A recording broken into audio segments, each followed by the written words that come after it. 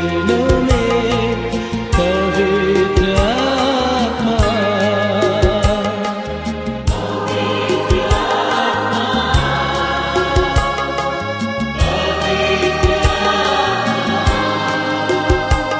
मुझे ले जाओ यीशु के चरणों में पवित्र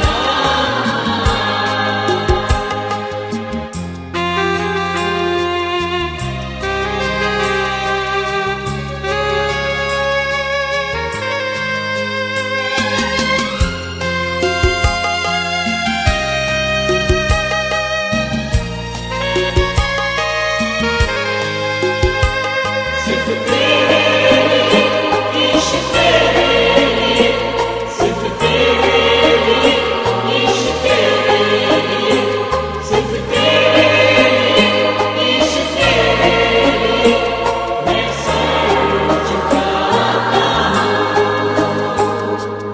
यीशु ही मार्ग है,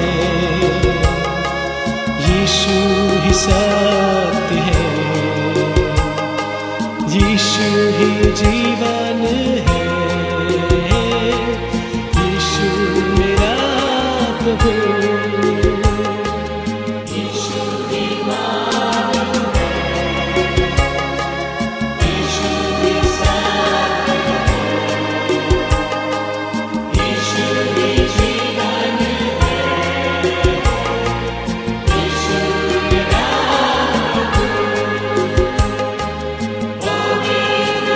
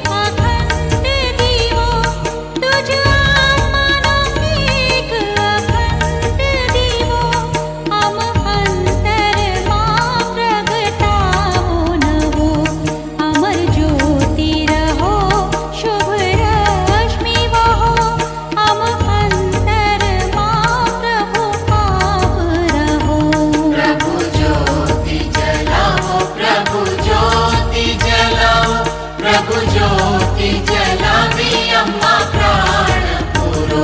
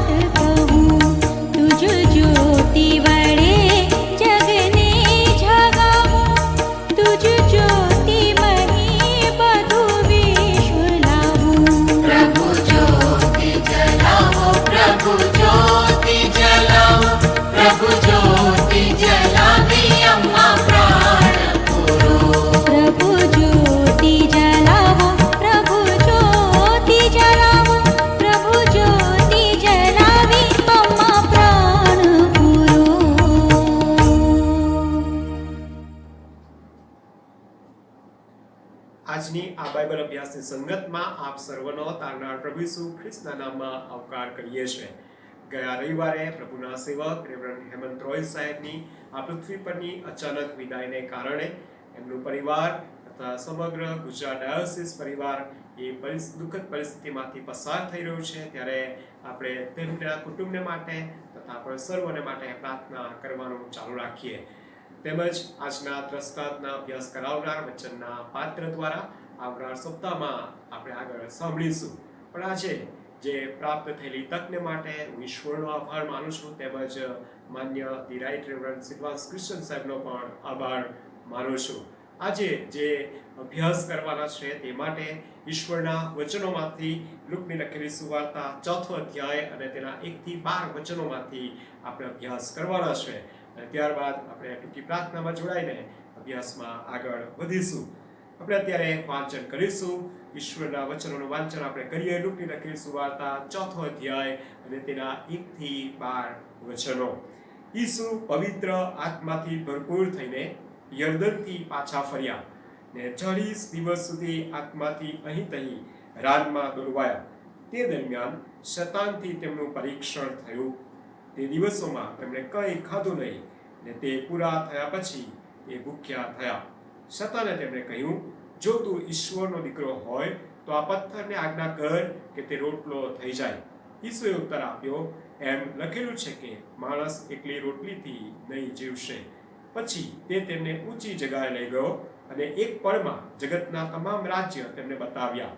શૈતાને તેમને કહ્યું, આ બધાનો અધિકાર તથા મહિમા હું તને આપીશ, કેમ કે એ મારે સ્વાધીન કરેલું છે અને જેને હું આપવા ચાહું તેને હું આપું છું. માટે જો તું મારી આગળ પડીને ભજન કરશે તો તે બધું તારું થશે. ઈસુએ તેને ઉત્તર આપ્યો, એમ લખેલું છે કે તારે તારા ઈશ્વર પ્રભુનું ભજન કરવું ને એકલા તેમની જ સેવા કરવી.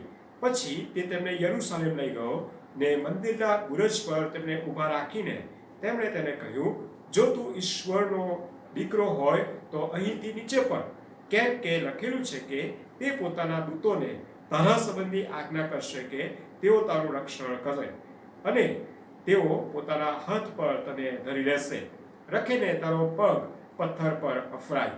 ઈસુએ તેને ઉત્તર આપ્યો, એમ કહેલું છે કે તારે પ્રભુ તારા ઈશ્વરનું પરીક્ષણ ન કરવું. આ ઈશ્વરના વચનો છે. તેના વાંચવા પર અને સાંભળવા પર ઈશ્વર તેની પુષ્કળ આશીષ આપો. તેમાં રહેલો મર્મ એનું સત્ય આપણે સર્વને સમજાવવાનું ચાલુ રાખો. પ્રાર્થનામાં આપણે જોડાઈએ, પ્રાર્થના કરીએ. સર્વશક્તિમાન, જીવંત, દયાળુ અને કૃપાળુ દેવ, રાજાધિરાજ પ્રભુ, અમે તમારા ચરણોમાં નમ્યા છે ત્યારે ધન્યવાદ કરતા, સ્તુતિ કરતા, તમારો આભાર માનતા આવ્યા છે.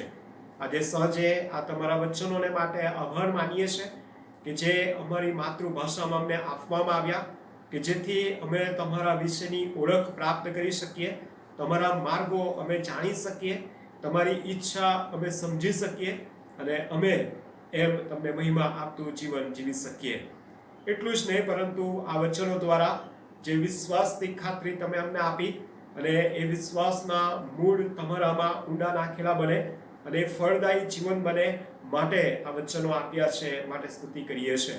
અને પવિત્ર આત્મા દેવ કે જે અમને એ વચનોમાંથી તમારા વિશેની ઓળખ આપતા, સાક્ષી આપતા, સમજણ આપતા અમને તૈયાર કરે છે, બળવાન કરે છે, હિંમતવાન કરે છે અને તમારા મહિમાના પાત્રો બનાવે છે. માટે આભાર માનતા પ્રાર્થના કરીએ છીએ કે પ્રભુ આ વચનો તમે અમને સમજાવો અને વધુ સ્તરની આડમાં રાખીને પ્રભુ તમે અમને એ સર્વ વચનો દ્વારા તમારો મહિમા પ્રગટ કરનાર અમે જીવનો બની રહીએ.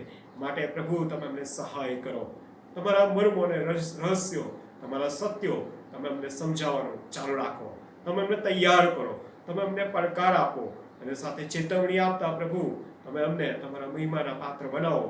એવી અમારી પ્રાર્થના અમારા ઉદ્ધાર કરતા પ્રભુ ઈસુના નામે લાવીએ છીએ. માટે સાંભળો અને સ્વીકારો પ્રભુ. આમીન.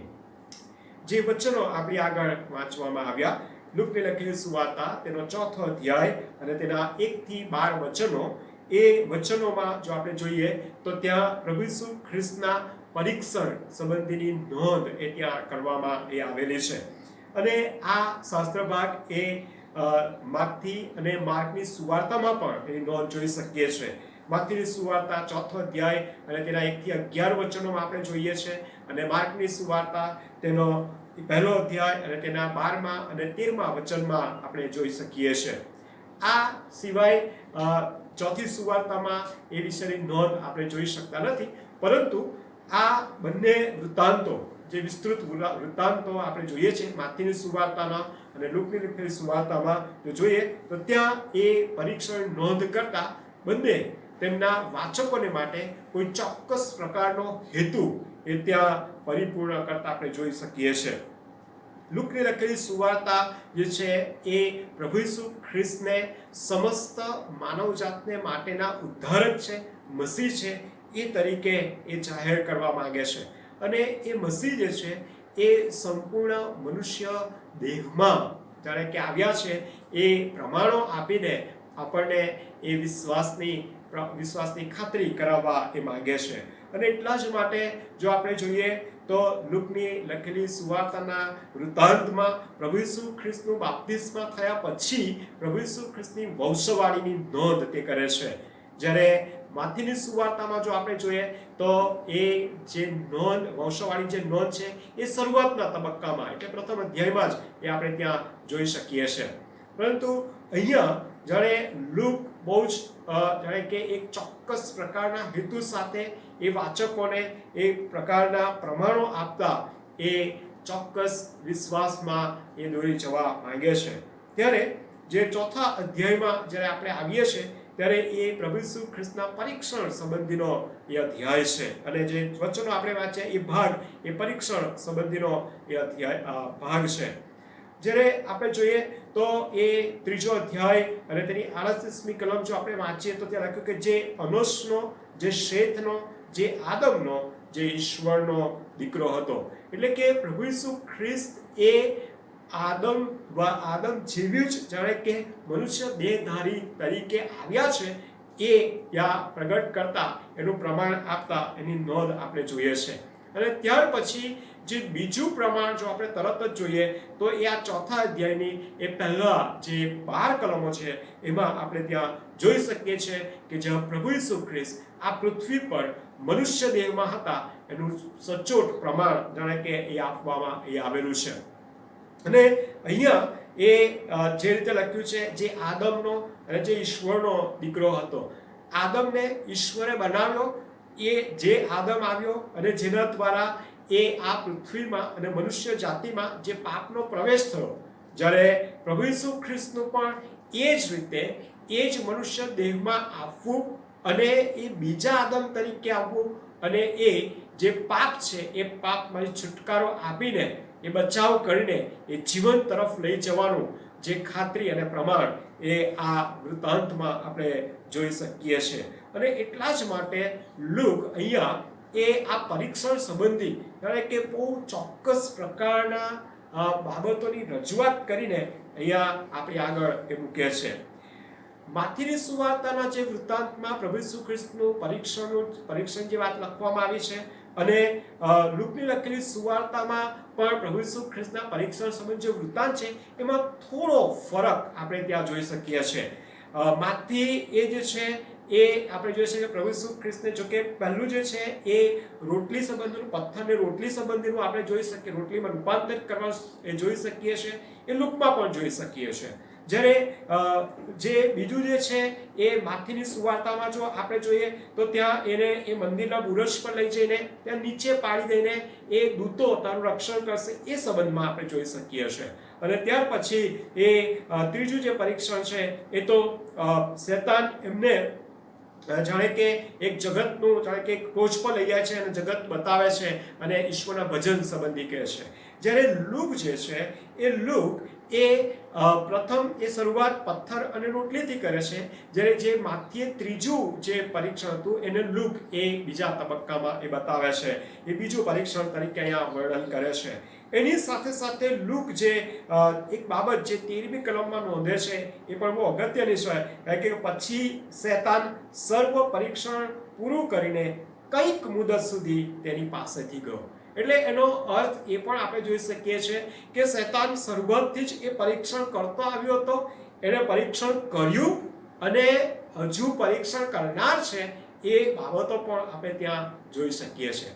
એટલા જ માટે આ જે સુવાર્તાના લેખકો દ્વારા પ્રભુ ઈસુ ખ્રિસ્તના જીવન અને સેવા કાર્ય સંબંધી એ નોંધ જ્યારે કરે છે ત્યારે એ બહુ સ્પષ્ટ રીતે જાણે કે પ્રભુ ઈસુ ખ્રિસ્ત એ ઈશ્વરને પ્રગટ કરવા અને ઈશ્વરના રાજ્યને પ્રગટ કરવા માટે આવ્યા હતા અને એ સ્થાપવાને માટે આવ્યા હતા, અને એના માટે એ તરફ જ્યારે એ આગળ વધી રહ્યા હતા ત્યારે શેતાન સતત એ પ્રભુ ઈસુ ખ્રિસ્તને એ તરફ જવા માટે એ રોકતા હતા, અવરોધો ઊભા કરતા હતા, એ ના જાય માટે સતત પ્રયત્નશીલ એ રહેતા હતા. અને એટલા જ માટે લુક જાણે અહીંયા જે નોંધ કરે છે એ પ્રમાણે 13મી કલમમાં કે એ થોડો સમય સુધી એ તેની પાસેથી એ જાય છે. અને વલવ અહીંયા આપણને પ્રભુ ઈસુ ખ્રિસ્તનું એ પરીક્ષણ એ માનવ દેહધારીમાં જ થયું છે એ બાબત એ આપણને અહીંયા પ્રમાણ એ આપે છે. અને એટલા માટે આજે આપણે એ પરીક્ષણના સંદર્ભમાં આપણે જોઈએ છે ત્યારે આજે હું તમારી સમક્ષ બહુ ટૂંકમાં એ ત્રણે ત્રણ પરીક્ષણોના સંબંધી નથી જોવાના, પરંતુ જે બીજું પરીક્ષણ, જે બીજું જે તબક્કાનું પરીક્ષણ છે એના સંદર્ભમાં આપણે જોવાના છે. અને તો લુકની લખેલી સુવાર્તા 4થો અધ્યાય તેના 5મી, 6મી અને 7મી કલમ હું તમારી સમક્ષ ફરીથી વાંચીશ અને ત્યાર પછી આપણે એના અભ્યાસમાં આપણે આગળ જવાના છીએ. 5મી કલમ આ પ્રમાણે કહે છે, પછી તે તેમને ઊંચી જગ્યાએ લઈ ગયો અને એક પળમાં જગતના તમામ રાજ્ય તેમને બતાવ્યા. શેતાને તેમને કહ્યું, આ બધાનો અધિકાર તથા મહિમા હું તને આપીશ, કેમ કે એ મારે સ્વાધીન કરેલો છે, અને જેને હું આપવા ચાહું તેને હું આપું છું. માટે જો તું મારી આગળ પડીને ભજન કરશે તો તે બધું તારું થશે. 8મી કલમ પ્રભુ ઈસુ ખ્રિસ્તનો ઉત્તર. ઈસુએ તેનો ઉત્તર આપ્યો, એમ લખેલું છે કે તારે તારા ઈશ્વર પ્રભુનું ભજન કરવું ને એકલા તેમની જ સેવા કરવી. લખે છે પ્રમાણે કે તારે તારા ઈશ્વર પ્રભુનું ભજન કરવું ને એકલા તેમની જ સેવા કરવી. બોલો અહીંયા આપણે જોઈએ છે તો જાણે શેતાન અહીંયા એ પ્રભુ ઈસુ ખ્રિસ્તને એ પ્રથમ એટલે જે ભૂખનું જે પરીક્ષણ હતું, ભૂખ અને રોટલીના સંદર્ભનું પરીક્ષણ હતું, એ પૂરું કર્યા પછી એમને એ જગતના બીજા વાનાઓ તરફ જાણે કે લઈ જાય છે. એ સિક્વન્સમાં આપણે જોઈએ છે. અહીંયા આપણે જોઈએ છીએ પ્રમાણે કે એ જગતની એટલે કે એ શરીરની ભૂખ છે, એ સિવાય પણ જગતમાં જે બીજા વાનાઓ જે છે એ તરફ એ અહીંયા શેતાન એ લઈ જતો એ આપણે જોઈ શકીએ છીએ.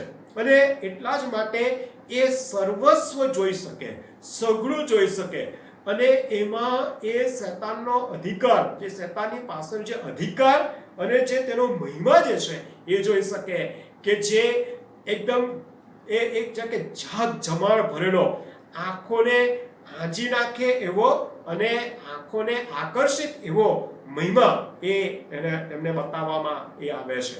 અને અહીંયા આપણે જોઈએ છે તો પ્રભુ ઈસુ ખ્રિસ્તનું જ્યારે પરીક્ષા આ બીજા સંદર્ભનું પરીક્ષણ આપણે જોઈએ છે, એમાં શૈતાન, લુકની લખેલી સુવાર્તા પ્રમાણે જો આપણે શૈતાન એ પ્રભુ ઈસુ ખ્રિસ્તને કહે છે કે ત્યાં તેને ઊંચી જગ્યાએ લઈ ગયો. અને જે ઊંચી જગ્યા જે હતી એ તો એ જે અહીંયા જે બતાવવા માંગે છે તો એ છે કે એ મંદિરથી એ કિદ્રોન નાળા તરફનું જે ઊંચાણવાળું જે જગ્યા છે એ ત્યાં લઈ જાય છે, કે જ્યાંથી એ જગ્યાએથી એ લઈ જઈને એ આખું કે તમામ ચારે દિશા તરફ એ જોઈ શકે. અને એ ચારે દિશા જોઈને એ શૈતાનનું સામ્રાજ્ય અથવા તેનું જે સામ્રાજ્ય કેટલું વિશાળ છે, એનો અધિકાર કેવો છે અને એનો મહિમા કેવો છે એ બતાવી શકે. એના માટે એ ત્યાં એ લઈ જાય છે. અને ત્યાં જઈને રાખીને ત્યાં જે ખૂબ જ ચતુરાઈથી અહીંયા એ શૈતાન એક ચોક્કસ બાબતો એ રજૂ કરે છે. શૈતાન જે છે એ પ્રભુ ઈસુ ખ્રિસ્તને એ દેવનું રાજ્ય એ સ્થાપવાને માટે રોકી રહ્યા છે, અવરોધ ઊભું કર્યા છે. એના સંદર્ભમાં આ પરીક્ષણને જોવાનો આપણે પ્રયત્ન કરીએ છીએ.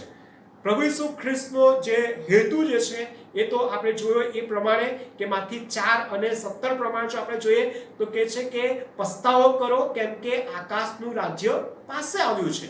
પ્રભુ ઈસુ ખ્રિસ્ત એ દેવનું રાજ્ય, આકાશનું રાજ્ય, સ્વર્ગનું રાજ્ય પૃથ્વી પર મનુષ્ય લોકોને માટે, મનુષ્યના જીવનને માટે એ સ્થાપવાને માટે એ ત્યાં આવ્યા હતા, કે જેથી કરીને તેઓ એ પ્રભુ ઈસુ ખ્રિસ્ત પરના વિશ્વાસ દ્વારા એ રાજ્યમાં એ પ્રવેશ પામે. અને એટલા માટે જો એ રાજ્ય સ્થપાય તો એનો વિસ્તાર થાય. એનો વિસ્તાર થાય તો જે શૈતાનનો અધિકાર જે છે, એનો મહિમા છે એ ત્યાંથી જાણે કે લુપ્ત થતો જાય, એનો અંત આવતો જાય અને એમ તેનું સામ્રાજ્ય એ ઘટી જાય. અને એટલા જ માટે તેનું સામ્રાજ્ય જાણે કે અંત આવી જાય. એવી પરિસ્થિતિમાં શૈતાન અહીંયા એક ચોક્કસ પ્રકારનો અવરોધ ઊભો કરે છે. અને અહીંયા આપણે જોઈએ છે લુક જે નોંધ કરે છે એ પ્રમાણે કહે છે કે એક પળમાં within a fraction of blink એમ કહે છે કે એક પળમાં, આંખના એક પલકારામાં આખું સામ્રાજ્યનું બતાવી દીધું. ગજબની બાબત અહીંયા વચનોમાં જે નોંધવામાં આવી છે. આંખના પલકારામાં. વાલો, આજની ટેકનોલોજી જો આપણે જોઈએ તો આપણને શું કહે છે? આંખના પલકારામાં. અને હવે તો એવી ટેકનોલોજી આપણે જોઈએ છે તો કહે છે કે આપણા વિચારોના પ્રમાણમાં આપણને જાણે કે બધું બતાવી રહ્યા છે. આપણે જાણીએ છીએ ગૂગલ એવું એક બહુ જબરજસ્ત એક માધ્યમ છે કે જેમાં તમે એક શબ્દ લખો અને તમારી પાસે લાખોની સંખ્યામાં જાણે કે માહિતી આવી જાય છે એક પળમાં, within a fraction of time એમ કે છે. એ જાણે કે એક પળમાં એ બતાવે છે. અને શૈતાન જાણે કે અહીંયા એ જ બાબત એ ત્યાં એ તેઓની આગળ એ પ્રગટ કરે છે. અને જાણે કે શૈતાન એ બતાવીને એ પ્રગટ કરવા માંગે છે કે see the time, A within this time, આ સમયમાં તું જો કે મેં કેટલું બધું મેળવી લીધું છે. આ બધાનો અધિકાર શું કહે છે? એ લખ્યું છે એ પ્રમાણે કે એ મારો છે. અને કહે છે કે હું જેને આપવા ચાહું તેને હું આપું છું. આ બધું મારે સ્વાધીન કરશે. બધા પરનો અધિકાર જાણે કે મારો છે અને હું જેને આપવા ચાહું તેને આપી શકું છું. અને આગળ જઈને કહે છે કે જગતના તમામ રાજ્યો, વ્યવસ્થા, એની વ્યવસ્થા તંત્ર, એ સત્તા, એ બધું જ જાણે કે એ મારું છે એવું એ જાણે કે સાબિત કરતા આપણે જોઈ શકીએ છીએ. પરંતુ વાલો, પ્રભુ ઈસુ ખ્રિસ્ત એનો જવાબ આવે છે, આપણે જોઈશું પાછળથી. પછી બીજી બાબત જે કહે છે અહીંયા કે અધિકાર છે, એની સત્તા હેઠળ છે, એ મહિમાથી ભરપૂર છે અને એ બધું જ ત્યાં જાણે કે સમાવિષ્ટ છે. બધું જ આ પૃથ્વી પરના જીવનમાં જોઈએ એ બધી જ બાબતો એ ત્યાં સમાયેલી છે. એ જાણે ત્યાં શૈતાન એ તેને કહી રહ્યા છે એવું આપણે જોઈ શકીએ છીએ. અને ત્યારે શૈતાન જે બીજી બાબત જે કરવાનું કહે છે એ કઈ કહે છે? અને એ કહે છે કે 7મી કલમમાં, માટે કહે છે કે આ બધો અધિકાર મળે માટે જો તું મારી આગળ પડીને મારું ભજન કરશે તો. કહે છે કે મારી આગળ નમી જઈને મારું ભજન કરશે તો. અહીંયા શૈતાન જે બીજો કહે છે આ બધું મારું છે અને હવે કહે છે કે હવે તું એની આગળ તું નમી જા, તું મારે સ્વાધીન થાય, તું મારા અધિકાર હેઠળ આવી જા. અહીંયા પ્રભુ ઈસુને એક ચોક્કસ પ્રકારે બતાવે છે કે આ બધો અધિકાર ને મહિમા ને સત્તા એ મારી છે, અને હવે કે એ બધું તું મને આધીન થઈ જા, મારી આગળ પડી જા, અને હું એ બધું. અહીંયા આપણે જોઈએ છે તો શૈતાનનો અહીંયા હુંકાર અથવા તો એનું અભિમાન જે છે એ અભિમાન એ આપણે ત્યાં જોઈ શકીએ છીએ કે ત્યાં એ ચોક્કસ પ્રકારે જાણે કે તેની આગળ એ પ્રગટ થતું જોઈએ છે. અને એટલા જ માટે વાલો અહીંયા એ શૈતાન જે કહે છે કે તું મારી આગળ પડી જા, મને નમી જા, મારી આગળ નમી જા, અને તેમ ભજન કરવું એટલે શું? એન્ડ વર્શિપ મી, એટલે મારી આગળ મારું ભજન કર, તું મને મહિમા, તું મને ઊંચો ઉઠાવ, તારા જીવનનું કેન્દ્ર સ્થાન મને બનાવી લે. એવું જાણે કે અહીંયા એ કહી રહ્યા હોય એવું લાગે છે. એનો અધિકાર, એની અધીનતામાં રહીને જાણે કે તું જીવન જીવ તો હું તને બધું જ આપી દઉં છું, કે તારે હવે એ દુઃખ સહન કરવાની જરૂર ઊભી ના થાય, તારે અપમાન સહન કરવાની જરૂર ઊભી ના થાય, તારે એ કોરડા ખાવાની કોઈ જરૂરિયાત ઊભી ના થાય, તારે હવે પછી કોઈ પરીક્ષણોમાંથી ના પસાર થવું પડે. અત્યારે તું પસાર થઈ રહ્યો છે જે વેદના અને કષ્ટમાંથી પસાર થઈ રહ્યો છે, એવી કોઈ વેદના, એવી કોઈ કષ્ટ, એવું કોઈ દુઃખ તારા પર નહીં આવે. હવે તું ફક્ત પછી એના મહિમામાં, એ તું મારા મહિમામાં રહેશે, અને બીજી કોઈ બાબત તને નડશે નહીં. જ્યારે પ્રભુ ઈસુને જણાય છે કે તમે જે માર્ગ પર જઈ રહ્યા છો એ માર્ગ તો એ કાંટાનો છે, એ માર્ગ તો વેદનાનો છે, એ માર્ગ તો અપમાનનો છે, એ માર્ગ તો તિરસ્કારનો છે, એ માર્ગ તો એ જાણે કે તુચકારનો છે, એ માર્ગ તો જાણે કે એ આનાથી જાણે કે એક વિભિન્ન છે, અલગ છે, એવું એ બતાવવાનો પ્રયત્ન એ ત્યાં કરે છે. અને આપણે જોઈ શકીએ છીએ કે ત્યાં શૈતાન અહીંયા કહે છે કે તું મારી અધીનતામાં આવ અને તું મારું ભજન કર, મારું ભજન કર, મારી અધીનતામાં, કે જેથી કરીને એ તારે હવે પછી ત્યાં આગળ જઈને દુઃખ સહન કરતા વેદના સહન કરતા હવે તારે લોહી વેવડાવવાની પણ જરૂર નહીં પડે. આ બધું મારું છે, હું બધું તને આપી દઈશ. એ બાબત એ ત્યાં એ જણાવે છે. પ્રભુ ઈસુ જે બહુ ચોક્કસ રીતે એ પરિસ્થિતિમાંથી એ પસાર થઈ રહ્યા છે, ત્યારે પ્રભુ કેવો જવાબ આપે છે? પ્રભુ એનો જવાબ 8મી કલમમાં જે આપે છે તે આ પ્રમાણે આપે છે કે ઈસુએ તેને ઉત્તર આપ્યો. એમ લખેલું છે કે પ્રભુ અહીંયા શરૂઆત કરે છે જે એક પળમાં જે આખો અધિકાર ને મહિમા ને સત્તા જે શૈતાને બતાવી, એની સામે જે બાબત જે છે, જે પુરાતન કાળથી છે, જે સનાતન કાળથી છે, જે અનાદિ કાળથી છે, એ જ બાબતને જાણે પ્રભુ અહીંયા લાવીને મૂકે છે. એમ લખેલું છે કે એ અધિકાર એ ચાલી આવેલો અધિકાર છે, એ મહિમા એ ઓલરેડી એ છે, એ અહીંયા પૃથ્વી પર પણ છે અને સ્વર્ગમાં પણ છે. એ બાબત જાણે કે જાહેર કરતા એ જણાવી રહ્યા છે, અને એ કહી રહ્યા છે કે એક શું કહે છે કે લખેલું છે. યસ, એ સનાતન સત્ય, ઓથેન્ટિક, જે ખાતરીપૂર્વકનું જે લખેલું છે એ ત્યાં એ દોરી જાય છે. અને ત્યાર પછી આગળ કહે છે તારે તારા ઈશ્વર પ્રભુનું ભજન કરવું, તારા ઈશ્વર પ્રભુનું ભજન કરવું. ભલા આપણે જોઈએ છે એ ગીતશાસ્ત્ર 51માં, ગીતશાસ્ત્ર 136 અને 139માં, અને એટલું જ નહીં, પ્રભુના વચનોમાં જો આપણે જોઈએ છે તો કહે છે કે મારા અંતઃકરણનો ઘડનાર તો એ ઈશ્વર છે, મારી માના ગર્ભમાં મારા હાડકાની રચના કરનાર ઈશ્વર છે, મારા હાડકાને ગોઠવનાર ઈશ્વર છે. યર્મિયા પ્રબોધકમાં પણ આપણે જોઈએ છે, યશાયામાં પણ આપણે જોઈએ છે કે એ મારા અંતઃકરણને પારખનાર છે, એ મારા હાડકાને ગોઠવનાર છે, એ મારા શરીરમાં જીવનનો શ્વાસ ફૂંકનાર છે. એ છે કે અનાદિકાળથી, અને એ તારા ઈશ્વર, જે ઈશ્વર તારા સર્જનહાર છે. એટલે કે આ પૃથ્વી પર કે જેણે પોતે સર્જન કર્યું અને કરી રહ્યા છે, એ ઈશ્વરની તરફ પ્રભુ ઈસુ ખ્રિસ્ત એ જાણે કે દોરવણી પૂરી પાડી રહ્યા છે, કહી રહ્યા છે. એ ઈશ્વર કે જે ઈશ્વરે આ મનુષ્યને જાણે કે એને સર્જન કરે છે, માના ગર્ભમાં જેણે એ મનુષ્યનું સર્જન કર્યું, દેહનું સર્જન કર્યું, અને એને અંતઃકરણ જેણે મૂક્યું, અને એટલું જ નહીં, એનામાં જે પવિત્ર આત્મા આપનાર ઈશ્વર છે, એ ઈશ્વર તરફ એ લઈ જાય છે. અને પછી એમ કહે છે કે તારે તારા ઈશ્વર પ્રભુનું ભજન કરવું, એ વર્શિપ, એ તારા જીવનનું કેન્દ્ર સ્થાન બને.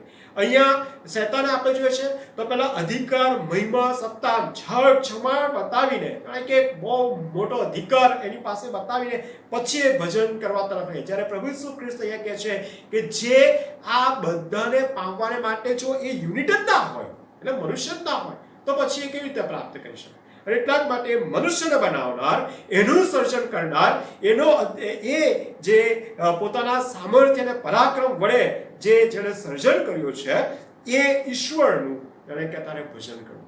એ ઈશ્વર કે એ જીવનના કેન્દ્ર સ્થાને રહીને એનું ભજન કરવા માટેનું જાણે કે સૂચન કરી એવું આપણે જોઈએ છે. અને બીજી બાબત જો આપણે જોઈએ તો ત્યાં 8મી કલમમાં ને એકલા તેમની જ સેવા કર, એટલે કે બનાવો એ જ કે એ જીવનનું કેન્દ્ર સ્થાન એ અંતઃકરણને ઘડનાર, પાળકનાર, શુદ્ધ કરનાર, પવિત્ર કરનાર અને તેમાં વાસો કરનાર ઈશ્વરનું જ જાણે કે કેન્દ્ર સ્થાન હોઈ શકે. અને એ જ ઈશ્વરની સેવા એ જીવન દ્વારા થાય એ બહુ જરૂરી છે. એ બાબત પ્રભુ અહીંયા એ સમજાવી રહ્યા છે.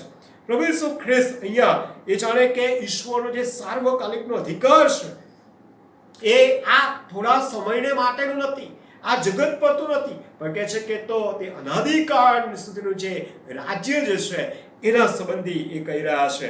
યશાયા 9 અને 7માં આપણે જોઈએ છે, યર્મિયા 23 અને 5માં આપણે જોઈએ છે, યશાયા 37 અને તેની જે 32મી કલમ જે છે એ આપણે જોઈ રહ્યા છે કે ત્યાં લખ્યું છે કે આ જે ઈશ્વરનો અધિકાર, ઈશ્વરનું રાજ્ય એ તો સાર્વકાલિકનું રાજ્ય છે, એનો અધિકાર એ તો સાર્વકાલિકનો અધિકાર છે. એ આ જગતની સમય મર્યાદામાં કે જગતમાં એ સમાવી શકાતું જ નથી. એ તો કહે છે કે અનંતકાળનું સનાતન એ દેવનું રાજ્ય છે, એ અધિકાર અહીંયા એ જાહેર કરે છે.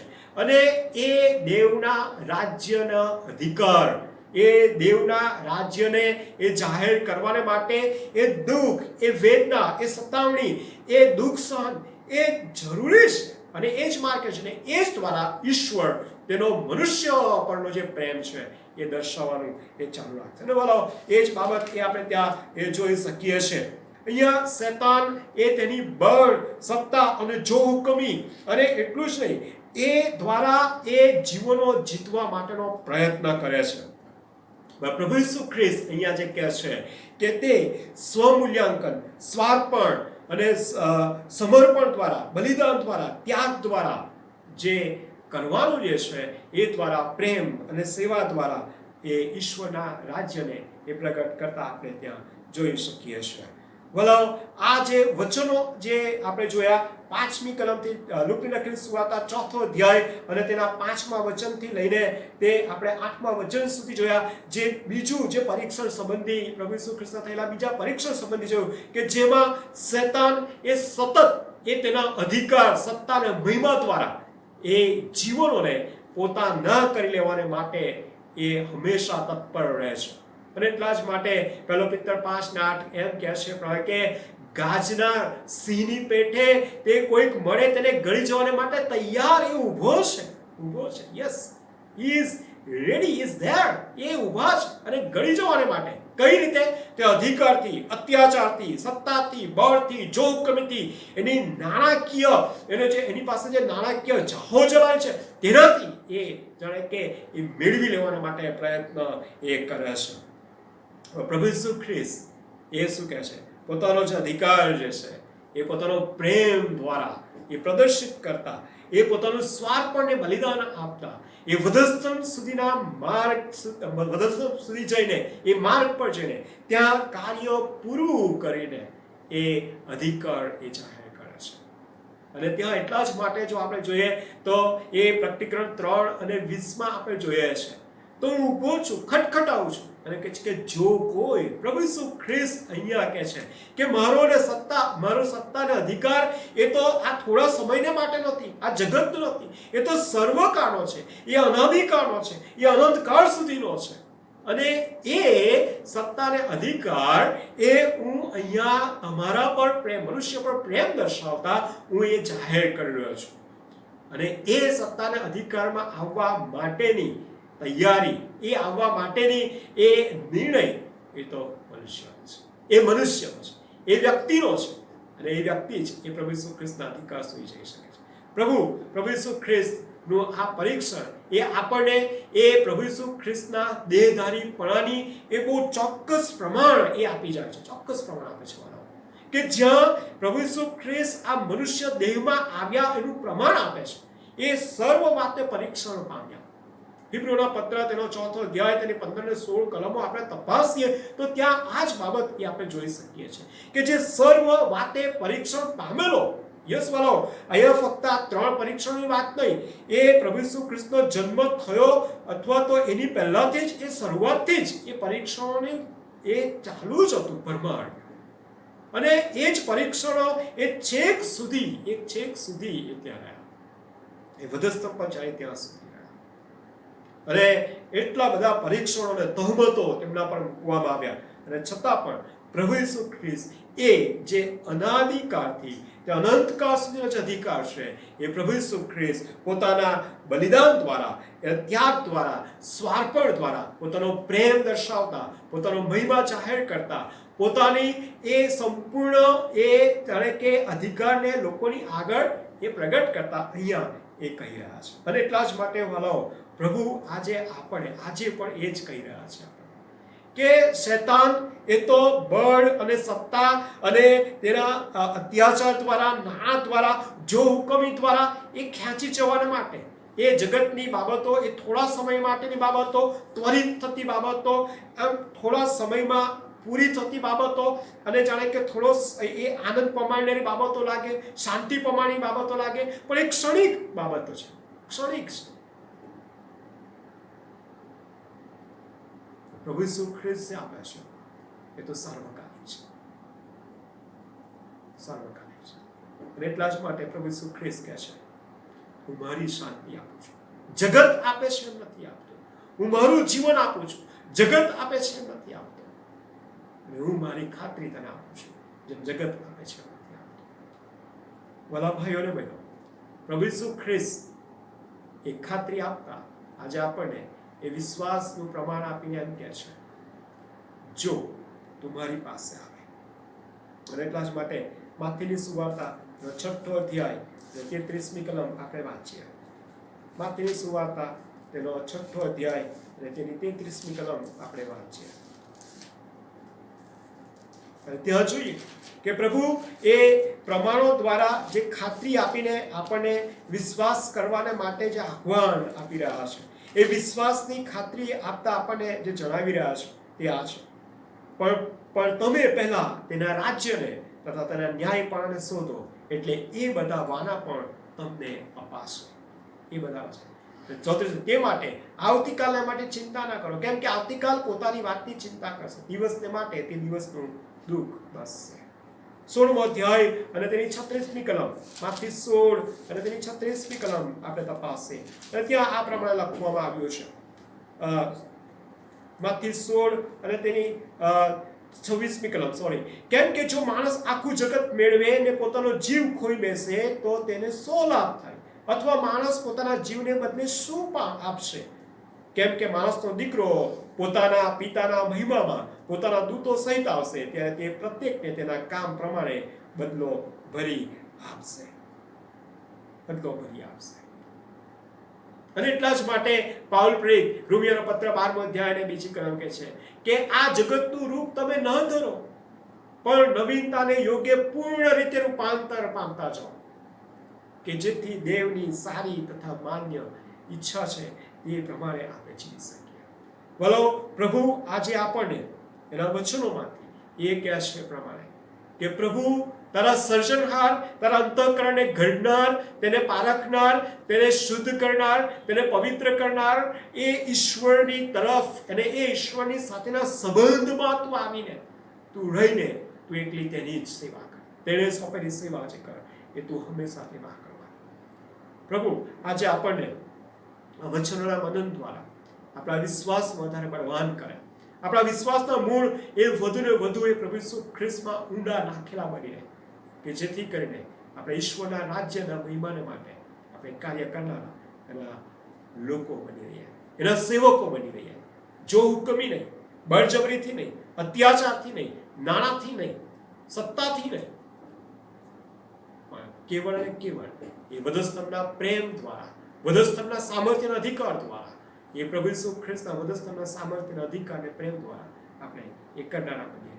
એ જ મારી પ્રાર્થના છે. આવો આપણે ટૂંકી પ્રાર્થનામાં આપણે જોડાઈએ, પ્રાર્થના કરીએ. અમારા જીવતા અને પ્રેમાઈશ્વર પિતા, રાજાધિરાજ પ્રભુ, અને જે સર્વ વાતને પરીક્ષણ પામેલા છતાં નિષ્પાપ રહ્યા, જે નિષ્કલંક અને નિર્દોષ રહ્યા, અને જેનું રક્ત જે અમને સઘળા પાપથી શુદ્ધ કરીને, જે અમને પવિત્ર કરનાર અને તેની પવિત્ર પ્રજા તરીકે ઓળખાવનાર અને સર્વ સારા કામ કરવાના આતુર એવા લોક બનાવનાર એવા પ્રભુની અમે સ્તુતિ કરતા, આજના વચનો દ્વારા તમારા વિશેની જે ઓળખ અમને આપી, એ વિશ્વાસના પ્રમાણો અમને આપ્યા, ખાતરી કરાવી આપી અને સાથે પડકાર આપ્યો. અને પ્રભુજી અમે પ્રાર્થના કરીએ છીએ કે અમારું જીવન એ તમારા મહિમાને માટે એ વપરાતું રહે. આ પૃથ્વી પરના જીવનમાં પ્રભુજી અમે સતત એ તમારી આધીનતામાં રહીને તમારા મહિમાને માટે વપરાતા રહીએ. એ માટે પ્રભુ પવિત્ર આત્મા દેવ સતત અમને આ વચનના પ્રકાશમાં, એના મદદમાં અને તમારી સાથેના સંબંધમાં અમને વધારે ને વધારે દ્રઢ કરતા તમારા રાજ્યના, તમારા મહિમાના પાત્રો બનાવો કે જેથી કરીને બીજાઓ એ તમારી પાસે આવી શકે. આ સમયે પ્રભુજી અમે ખાસ પ્રાર્થના કરીએ છીએ તમારી સેવિકા નિલેમબેનને માટે, અભિષેકને માટે, પરિવારના તમામ સભ્યોને માટે, પોતાના પિતા અને પતિના જવાને કારણે અને પ્રભુ એ સાથે અમારા સાથી મિત્રના જવાને કારણે અમે પણ જ્યારે એ દુઃખથી ભરાયેલા છે ત્યારે પ્રભુ તમારું સામર્થ્ય, તમારું પરાક્રમ અમારા પ્રત્યેકના વ્યક્તિગત જીવનમાં ભરી દેજો. એ તમારી સેવિકા અને તેમના દીકરાના જીવનમાં ભરી દેજો. તમે તેવું સર્વસ્વ બની રહીને તમારો મહિમા પ્રગટ કરતા એ વિશ્વાસની જીવન યાત્રામાં તમે સતત તમારા મહિમાના પાત્ર બનાવજો એવી પ્રાર્થના કરીએ છીએ. અને આજના વચનના પ્રકાશમાં પ્રભુ તમે અમને સર્વને તમારા મહિમાના પાત્ર બનાવીને તમારા રાજ્યની સુવાર્તાને માટે ઉપયોગી એવા જીવનો બનાવજો. એ જ અમારી પ્રાર્થના પ્રભુ ઈસુના નામે લાવીએ છીએ. અને સાંભળો અને સ્વીકારો. આમીન.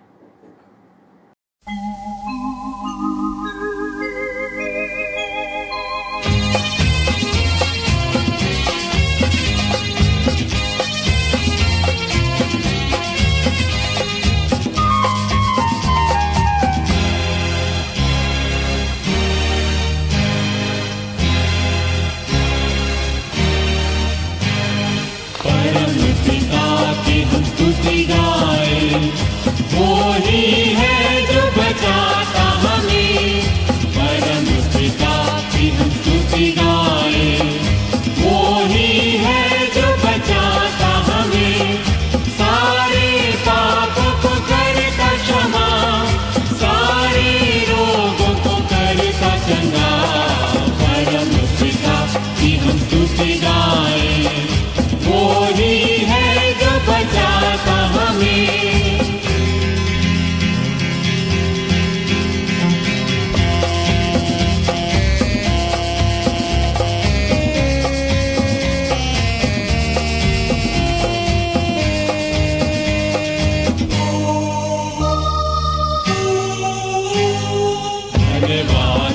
उसके आसनों में आनंद से आए उसके चरणों में.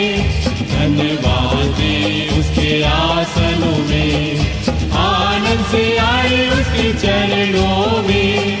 संगीत गाकर खुशी से मुक्ति की चट्टान को जय ललकारे. परम पिता की हम स्तुति गाएं. वो ही है जो बचाता हमें.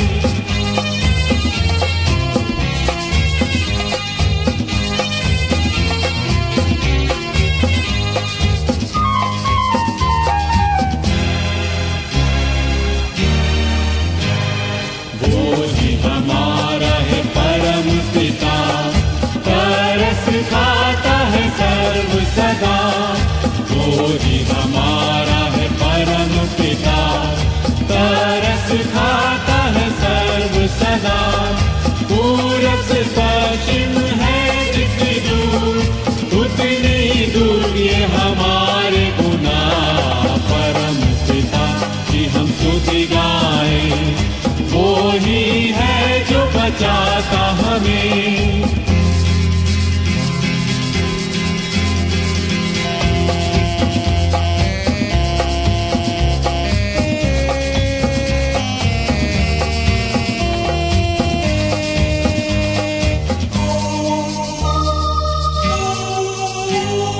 माँ की तरह उसने दी तसल्ली, दुनिया के खतरों में छोड़ा नहीं। माँ की तरह उसने दी तसल्ली, दुनिया के खतरों में छोड़ा नहीं। खालिस दूध है कलाम का दिया, और भी हमेशा की जिंदगी। परम पिता की हम स्तुति गाएं, वो ही है जो बचाता हमें।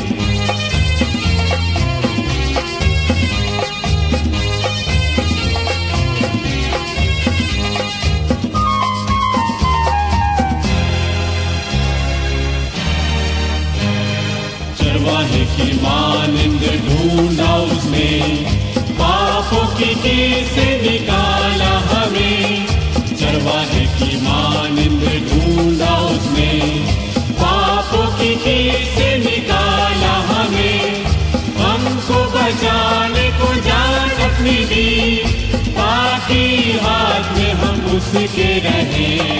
परम पिता की हम स्तुति गाएं, वो ही है जो बचाता हमें।